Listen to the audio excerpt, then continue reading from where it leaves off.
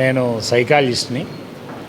ఇవాళ నిర్మలా ఫార్మసీ కాలేజీలో first year చేరుతున్నటువంటి పిల్లలకి వాళ్ళల్లో ఉన్న ఆత్మ న్యూన్యతా భావాన్ని పోగొట్టి వాళ్ళల్లో ఒక ఆత్మవిశ్వాసం నింపడానికి, అట్లాగే ఈ ఫార్మసీ ఎడ్యుకేషన్ తర్వాత వాళ్ళు జీవితంలో సెటిల్ కావడానికి ఒక మంచి లక్ష్యాన్ని ఏర్పరచడానికి ఈ కళాశాల ఇవాళ ఇండక్షన్ ప్రోగ్రాం జరిపింది.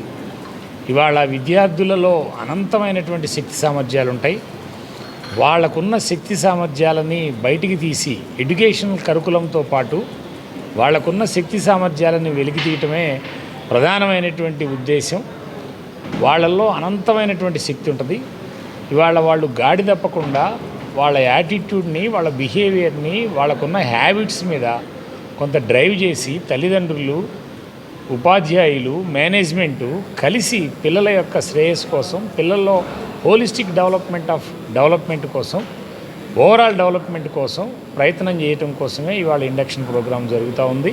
ఖచ్చితంగా రాబోయేటువంటి కాలంలో ఈ విద్యార్థుల్ని శక్తివంతంగా మార్చడం కోసం ఈ కాలేజీ చేసేటువంటి ప్రయత్నం సఫలీకృతం కావాలని కోరుకుంటాం. Pharmacy. Today we have conducted the induction program for the first year B Pharmacy and PharmD students. So mainly we focused on the main role of the parents and the students to choosing this college and choosing this course particularly.